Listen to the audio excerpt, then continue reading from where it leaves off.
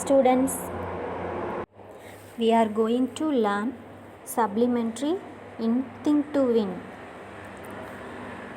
written by Lada Kaku.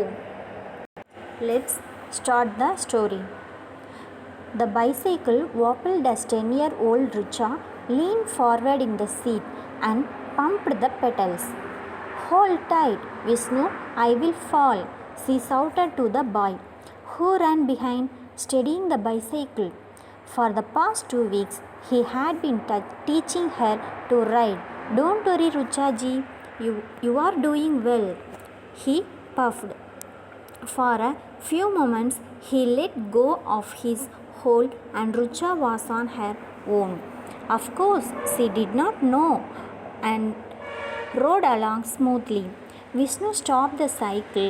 I want to get off," Rucha called. "Use the brake," Vishnu called out. His voice came from some distance away, and Rucha realized that he was not holding the bicycle anymore. I will fall," she wailed, and before Vishnu could reach her, the bicycle wobbled tilted to one side, and Rucha was deposited into a bush. Shaken but unhurt, Rucha cried angrily, "I told you to hold tight. I told you I would fall." She glared at Vishnu.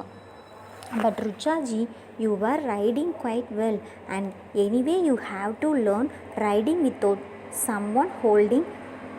"You were riding quite well, and anyway the cycle, isn't it?" Vishnu explained. "See, I fell, didn't I?" Rucha would not be pacified. She stormed into the house to complain. "You fell, doesn't matter," said her mother calmly. "We all do when we are learning to ride a cycle. At least you are not hurt." "The cycle is too big for me," Rucha complained. "When I am in the seat, my toes barely touch the ground." Her mother explained to her that she found nothing wrong with it. Riding a cycle of that height was right for her. After all, she was growing up. "Mummy, may I ride the bicycle?"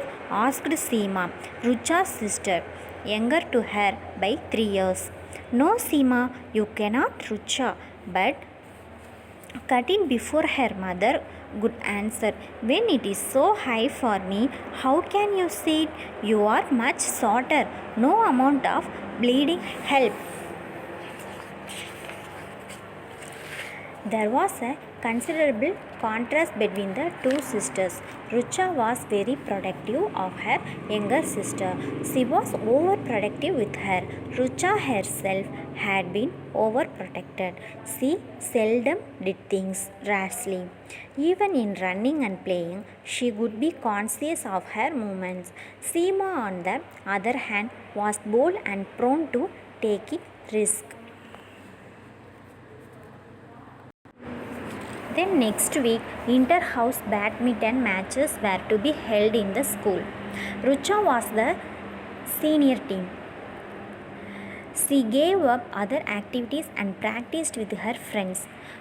Rucha hit harder, they told her on the day of the match. Aruna, a good player of their house, was expected to win, and she did. Rucha, her opponent, were almost evenly matched, and Rucha lost the game by a couple of points. Their house stood second in the overall tally. "I can't seem to win," said Rucha remorsefully. "You played all right," Aruna consoled her. "The time when your opponent was at the net. If you had hit just a little harder over her head, you could have won that point." I know," replied Rucha. "But somehow I always make such mistakes. You must practice more. This is all," Aruna told her. "I suppose so," Rucha replied gloomily. "Cheer up now," Aruna told her. At least you tried, I say. The inter-school sports meet is coming up. You are in the school's relay team, aren't you?" I will probably make everyone lose the race, Rucha said, still gloomy. Don't think that way. Aruna pleaded with her. You run fast. We need you.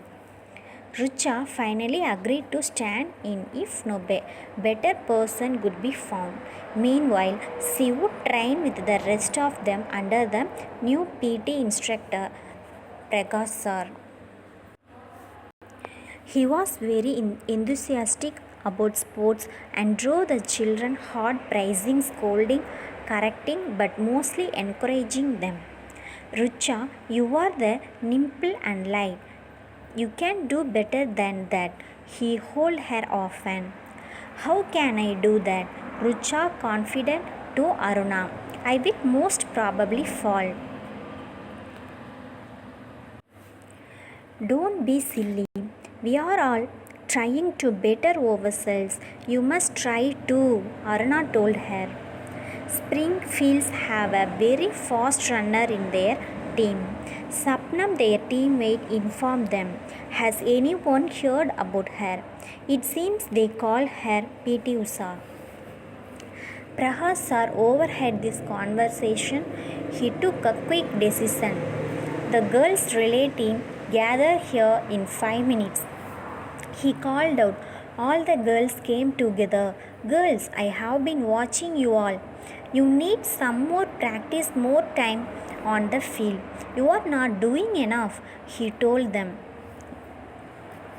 Process greeted this. All right, girls, calm down. He held up his hands, blasting them. Tell me, what is your goal? To win the race, isn't it? Not just to make an attempt to win. Are we agreed? The girls murmured their assent. I know you have been training. You just need to give a little extra push to your efforts to win. I know all of you have it too, he told them. Right, let us start with this exercise. He showed them exercise that would allow their legs to stretch more. Stride faster, then he trained them in the skill of passing the pattern without losing speed. Don't slow down when you near your next team member, Prakash sir said. Maintain your speed while passing your pattern. Only when the pattern has left your hand, you slow down. Do you understand? And you who are going to receive the pattern also keep in motion. Jogging, all right, enough for today. Report to me same time tomorrow again. Then turning to Richa, he said, I want a word with you.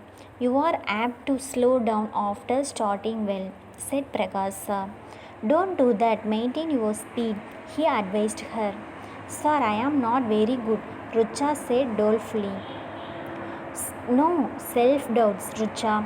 This is exactly what I have been wanting to tell you. You must have a positive attitude. Don't even think of losing. See yourself winning. Think to win, only to win. You can do it. I can feel it. Richa went home with Prahas's words ringing in her ears.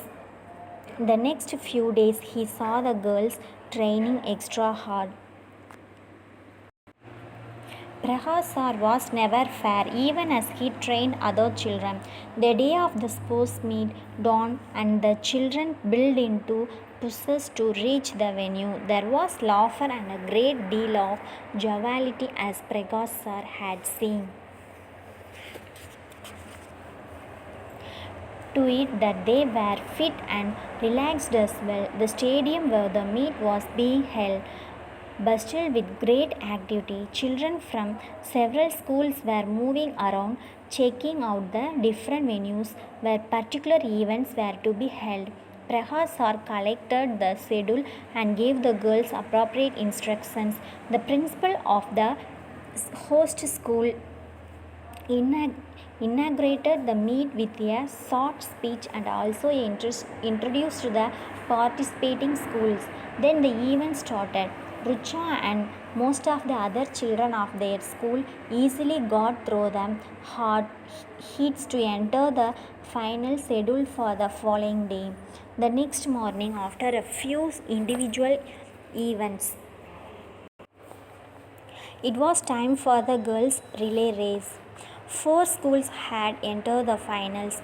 Richa, Aruna, Sapnam and Neelam were Team B. Prahad sir gave them final words of encouragement. Girls, you are a good team. You can win. Go ahead and show your mettle good luck. Sapnam, a tall girl, was the first runner. She would pass the pattern to Neelam. Neelam would pass it to Aruna and Aruna to Richa, who would be finishing the race for them. The whistle blew and the first runners were off. With her long strides, Sapnam gave the team a marginal lead. But by the time Neelam had passed the baton to Aruna, both Team A and D had drawn level with her. Then the runner of Team D fumbled and dropped the baton.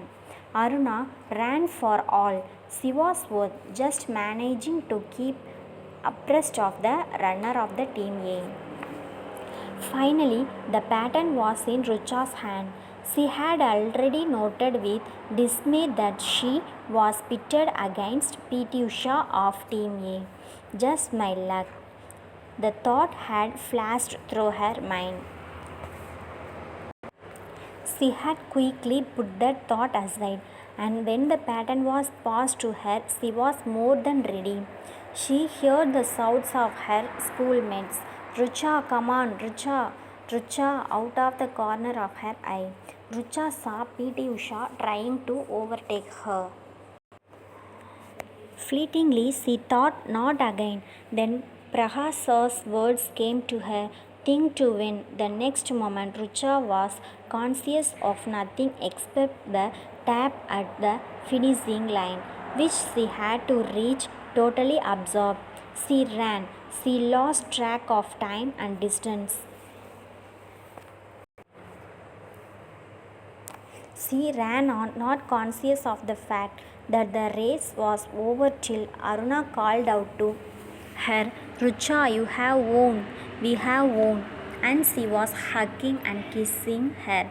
Prahad sir was beginning at her, and everyone was applauding her. Even PT Usha came over to shake her hand. I thought I was fast, but you were simply superb.